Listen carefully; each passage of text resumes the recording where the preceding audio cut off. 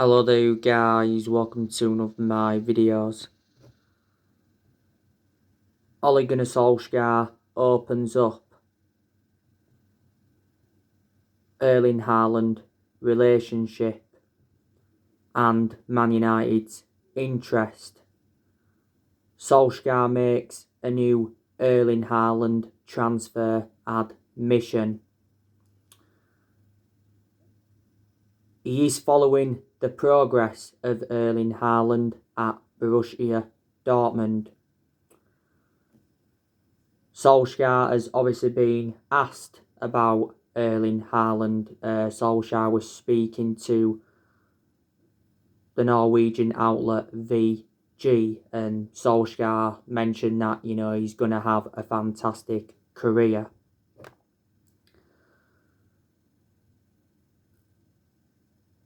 Now, obviously, Ole Gunnar Solskjaer would love to sign Erling Haaland. Solskjaer knows the player well. Solskjaer was the one that gave Erling Haaland his debut at just the age of 16 at Molde. Back in December 2019, Ed Woodward and Ole Gunnar Solskjaer went to Norway to meet up with Erling Haaland to negotiate a possible move to Manchester United. Erling Haaland has been at Borussia Dortmund over the year. Dortmund paid £17 million for him in January of last year. He's got a contract with Dortmund until 2024. Since his arrival at Dortmund, he has been a revelation. His £68 million release clause becomes active next year.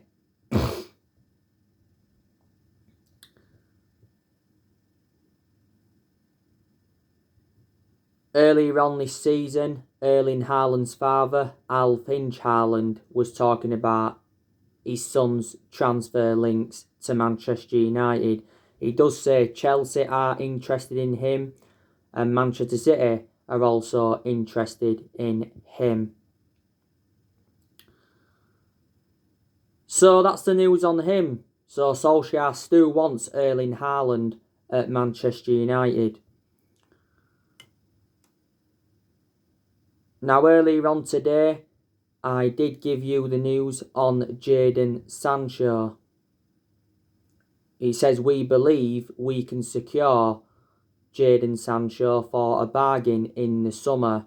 According to Eurosport, we could get Jadon Sancho for just £50 million. Jadon Sancho is 90% likely to leave Dortmund in the summer. Bild recently said that Dortmund reduced their asking price for Sancho to £88 million. Borussia Dortmund are facing a summer of exits. He says they could sell up to 8 players to raise funds.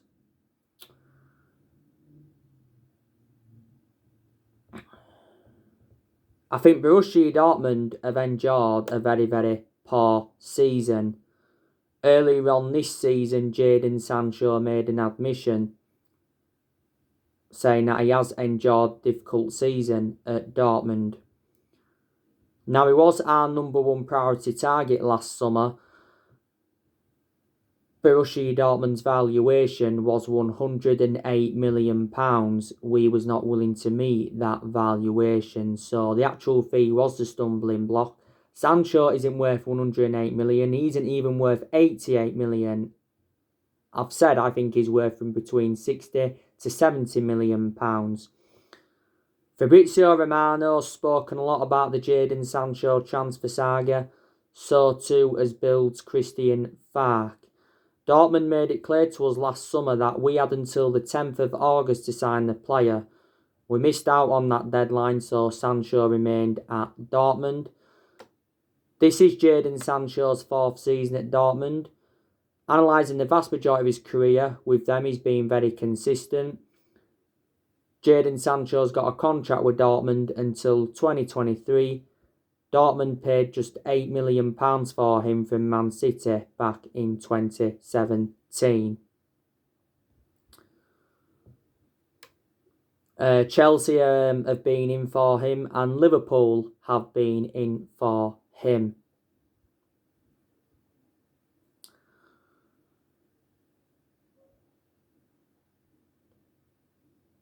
He said earlier on this season, if we fail to sign Jadon Sancho again, we will make an attempt to sign Ousmane Dembele from Barcelona. Declan Rice, he still remains on our agenda. Now, there was reports coming from ESPN earlier on this season saying that we were set to rival Chelsea for Declan Rice. Obviously, when Frank Lampard was at Chelsea, he was infuriated that he missed out on Declan Rice because he was Frank Lampard's #1 priority target. As far as I'm aware, now Chelsea are no longer in for him. And he also said that West Ham are considering lowering their asking price to £50 million, but initially West Ham valued Declan Rice at £80 million.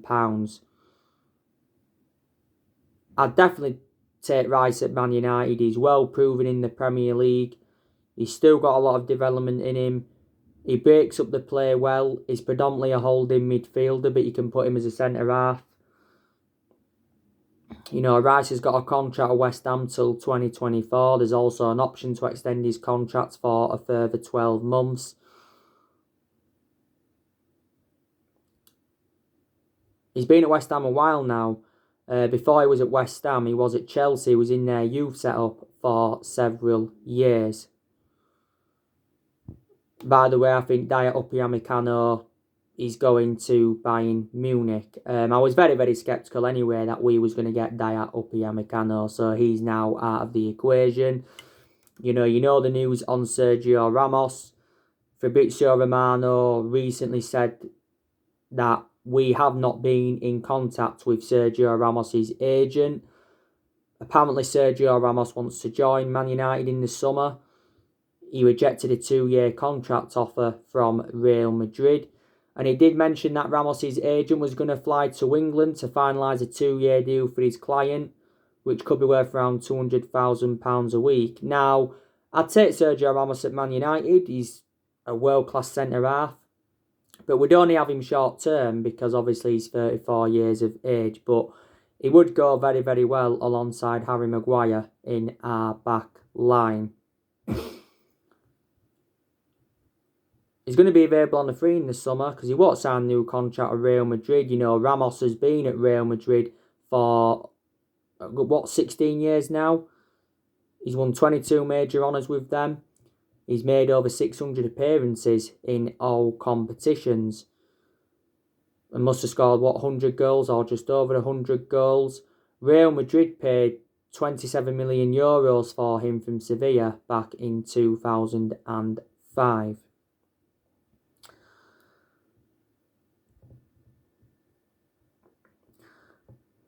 Jules Koundé, he's another player on our agenda. He currently plays for Sevilla.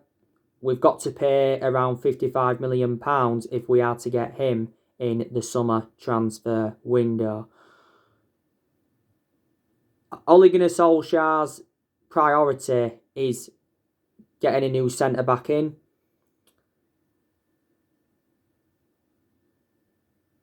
We've got a 5-man summer transfer list.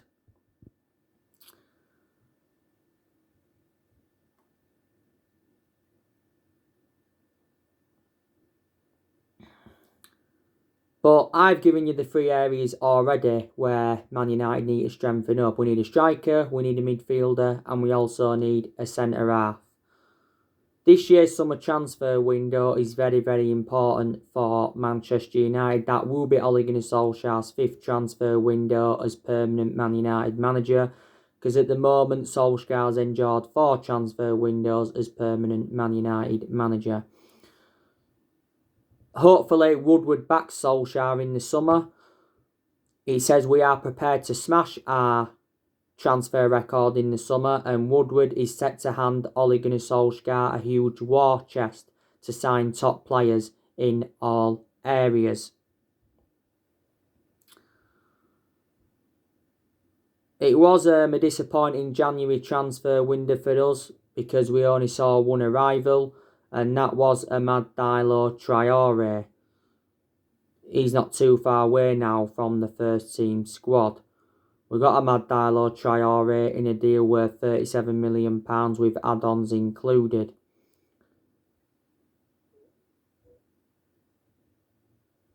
Paid £19 million up front. But yeah, Solskjaer did say a few times during the January transfer window that he wasn't expecting any signings.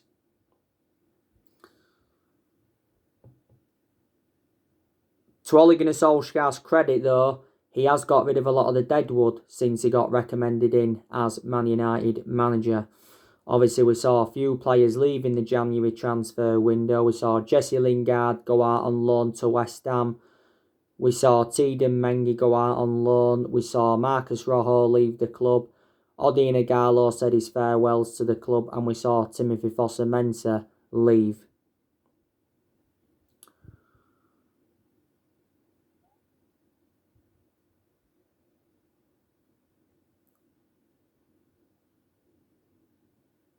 Ole Gunnar Solskjaer is going to be given at least another season at Manchester United because he's made fantastic progress.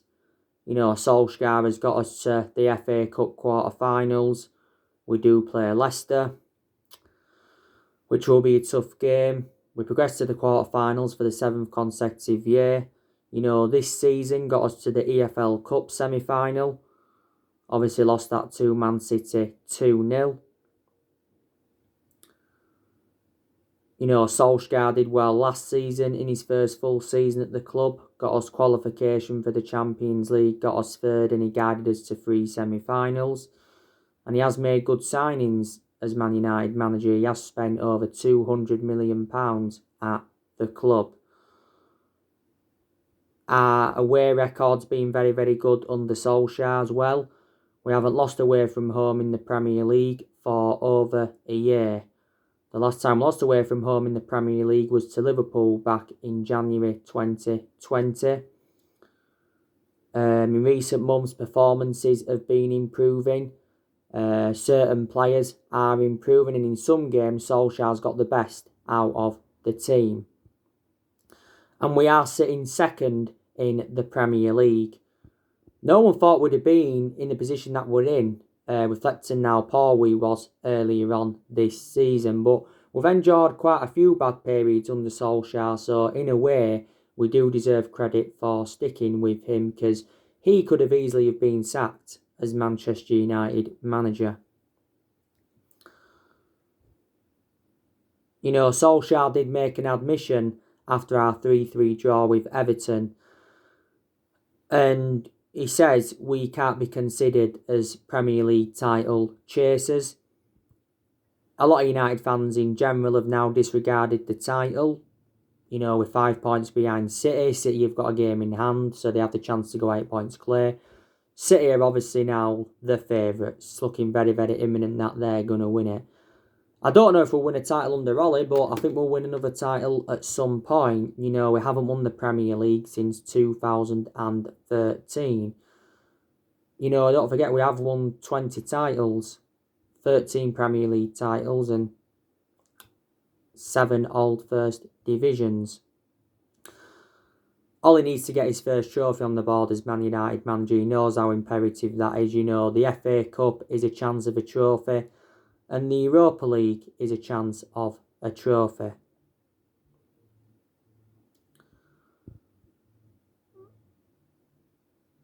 We appointed Ole Gunnar Solskjaer in as Man United manager in December 2018. Obviously, in his first 3 months, he was the interim manager at the club. And yeah, he did very, very well in that 3-month period as interim manager, won 14 games out of 19 in all competitions. So obviously, the club decided to give him the job permanently back in March 2019. A lot of people were saying, though, we did give him the job too early, permanently. But I was certainly Ollie out at one point, but with how good we've been, in recent months especially, my perception has changed on him. And I think he does deserve a new contract.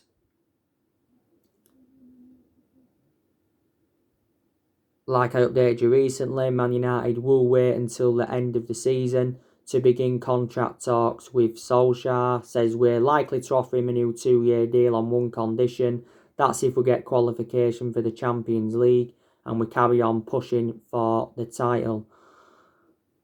Solskjaer's got like 16 months left on his current contract. But I can't see Man United finishing out the top 4 this season. I can almost assure that we're going to finish in the top 4. Our current squad's good enough to finish at least in the top 4. But if we are to, win the Premier League or be genuine title contenders, we've obviously got to make more signings. I've got to get the right players in because obviously Solskjaer hasn't got all the players that he wanted in so far. And we've got to start beating the top 6 sides in the Premier League because we have struggled against the top 6 sides in the Premier League this season. Gary Neville's come out and said that we will challenge for the Premier League next year. But it's just good that, we are seeing consistency under Solskjaer, because we didn't see consistency for a long time. We haven't been great in the league recently, have we really? I was disappointed that we didn't beat Everton because we certainly should have beat Everton. We squandered a 2-goal lead in that game and we was actually leading twice in the game. Certainly should have beat Sheffield at home. It was Sheffield's first win at Old Trafford since 1973. I felt as though we should have won at the Emirates, really, because we had as chances to win that game. But, what? I've just ordered and get it from Venice. Venice Beach. Alright. Have you had them from Venice? So? It's not a big scratching over the road. It's not bad food from there. It's a cheese. We've got cheese there with rice. Have you?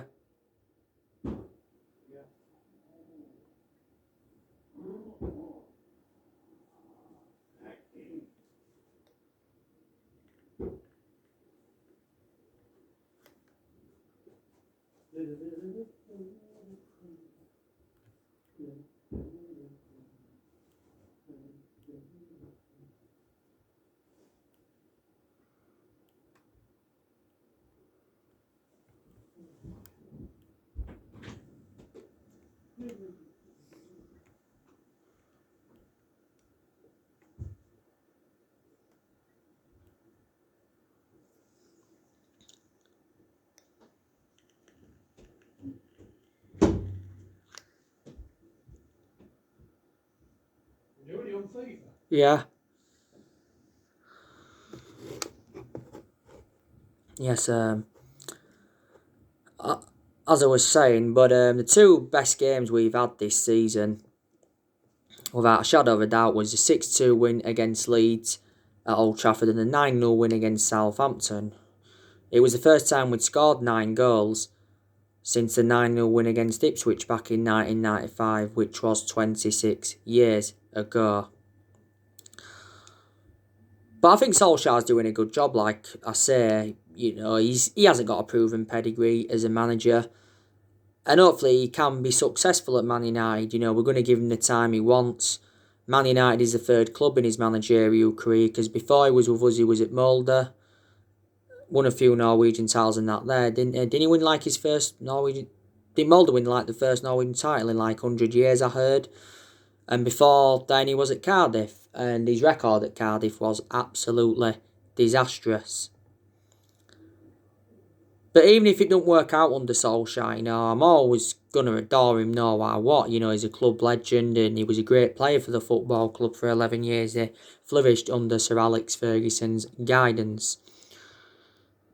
When Solskjaer taken over at Man United, like I said on my other videos before, he knew it was going to be a massive job, despite him knowing the culture of the club and that. He knew he had to come in and bring consistency back. He knew he had to come in and make the right signings. he knew he had to come in and get rid of the deadwood, and to his credit, he has done that. And he's going to get rid of more players, I think, in the summer.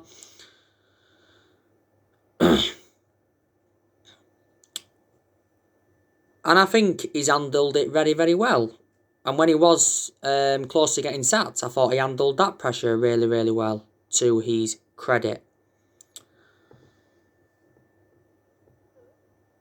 Ole Gunnar Solskjaer is our 4th permanent manager since Ferguson left. 3 managers have been sacked since Ferguson retired, and that was Moyes, Louis van Gaal and Jose Mourinho. Moyes was the worst manager we've ever had. Van Gaal enjoyed a good start, then obviously it went all downhill. Van Gaal did win the FA Cup. Jose Mourinho, he had one good season with us because he won 3 trophies in his first season. Mourinho enjoyed 2.5 years at Man United.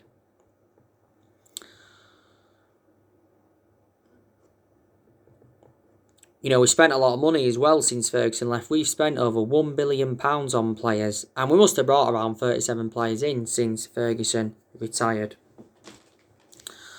Solskjaer is still inheriting players from other managerial eras. There's still some players even the Jose Mourinho era. About, is it 5 or 6 players even the Mourinho era? There's not many players here now from Louis van Gaal era. I think there's, a few. Matt still here from the Moyes era, and there's only 2 players here from the Sir Alex Ferguson era, and that's Phil Jones and David De Gea.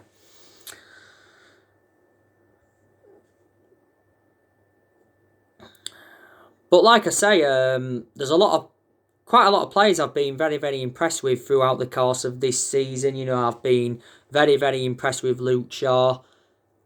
Luke Shaw, has been getting forward well. He's been getting into very, very good positions.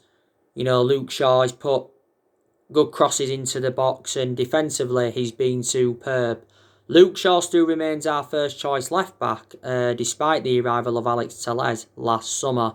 I think Luke Shaw's enjoyed a good career at Man United, obviously apart from the injuries that he's had. He's been here now over 6 years. Bay, I've been impressed with most of the games he's played in this season. He makes good interceptions. He shows the ability to play out from the back. He can be effective in the air. I certainly prefer Eric Bay to Victor Lindelof, but my concern about Bay is too injury prone. That's probably one of the reasons why we need a centre half. And obviously Lindelof can be a liability, can't he? And Wan-Bissaka, I've been impressed with him in quite a lot of games this season. There has been some games where he's actually got forward quite well. He's taken players onto the edge of the box and he's put some good crosses in. But Wan-Bissaka's always been defensively superb for Man United. This is Wan-Bissaka's 2nd full season at the club. Dean Henderson, I've been very impressed with him in the games he's played in this season. And I think at some point, Dean Henderson needs to become our number 1 goalkeeper. Because I think he's now reliable enough to become our number 1, because Dean Henderson has now got that experience behind him. He enjoyed 2 successful loans with Sheffield United, don't forget. But I think David De Gea is going to remain our number 1 for at least this season. He effectively cost us the game, David De Gea, against Everton, because obviously he made 2 mistakes. He's been making calamitous mistakes now in the last couple of years as David De Gea. And this is why we've criticised him. But a few years ago, he was regarded as the best goalkeeper in the world. If we were to sell him in the summer, I reckon we'd still get, 50, 60 million pounds. I kind of sure that we'd definitely get more than what we paid for him. Didn't we pay like £19 million for him back in 2011? This is his 10th season at Man United. He has been a long servant at the club. Fred, he's impressed me in a lot of games this season. He's broke up the play well. His passing's got better. He's attacking good. Fred's been at the club now a few years. We got Fred in a deal worth £52 million from Shakhtar Donetsk. The vast majority of Paul Pogba's performances have been very, very good since he came back from that ankle injury that he had earlier on in the season. Don't forget, Paul Pogba got voted Player of the Month for January, and Paul Pogba scored a fantastic goal in the 2-1 win against Fulham. Obviously, Paul Pogba is now out with a thigh injury. Solskjaer revealed that he's going to be out for a few weeks. So Paul Pogba won't be playing any part against West Brom on Sunday. Now, like I updated you yesterday, Paul Pogba's agent Mino Raiola admits he's working quietly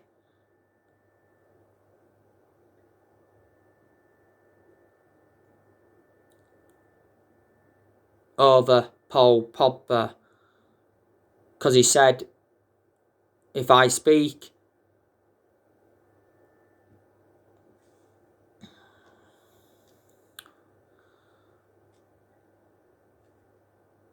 someone, what did he say now? He said, if I speak,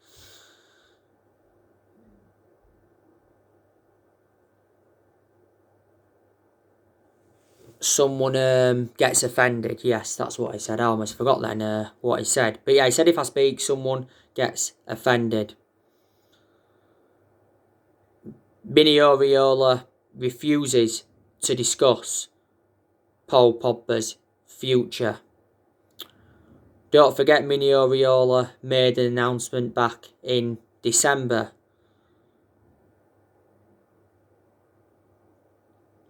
Obviously, Solskjaer was furious with Mino Raiola's announcement because it was just before the game against RB Leipzig in the Champions League.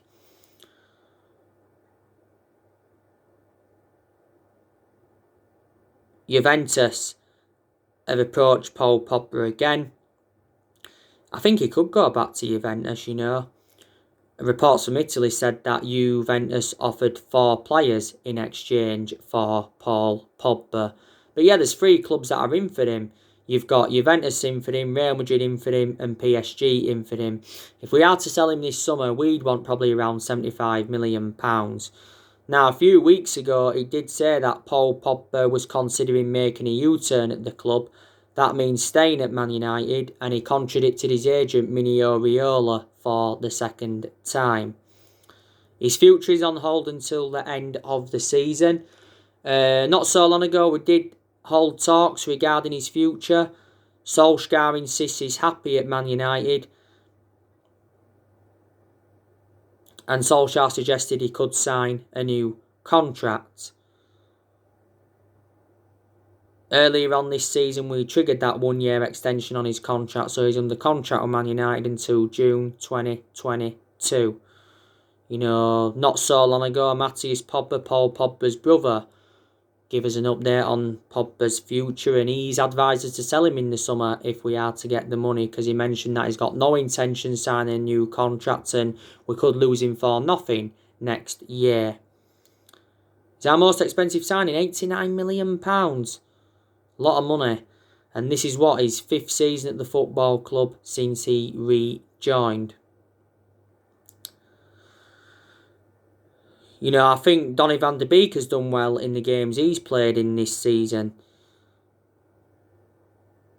Solskjaer needs to give Donny van der Beek more opportunities. Now, earlier on this season, Solskjaer did make an admission saying that Donny van der Beek's unhappy at Man United, but he's promised him more game time at the club. After the 1-0 win against West Ham in the FA Cup 5th round, Solskjaer disagreed with the criticism of Van der Beek and praised his performance. You know, we got Donny van der Beek in a deal worth £40 million. You know, we paid £35 million up front and there was £5 million in add-ons, and Van der Beek's got a contract with the club until 2025. And he can play in 3 different roles. Obviously, you know, Bruno Fernandes has been exceptional since he came in to Manchester United. He's made a difference. On Bruno Fernandes, when it was Bruno Fernandes' 12-month anniversary, he said he was planning on spending many years at Manchester United. In most of Bruno Fernandes' games, he has been very, very consistent. There's been a few games though where he has looked off the pace, and Fernandes denies that he needs a rest because he wants to help the club win trophies. And Fernandes has won Player of the Month now quite a few times, reflecting on his good performances. It recently said we were 3 months into contract talks with Bruno Fernandes. Bruno Fernandes' current contract expires with us in 2025. There's also an option of a further 12 months to extend it. We initially paid 47 million, was it? But the overall cost with add-ons is it just over 67 million pounds. I've been impressed with McTominay. Like I said, in some games this season, like I said, Marcus Rashford, he's improving. Mason Greenwood's done very, very well recently, but still hasn't scored recently. And Cavani has made a fantastic impact since he's come in. On my next video, I will be giving you my predictions for our game against West Brom. So anyway, guys, that's everything to update you today. Drop your comments, likes below on the channel. If you do, consider subscribe as always. And take care. God bless. See you all again very, very soon.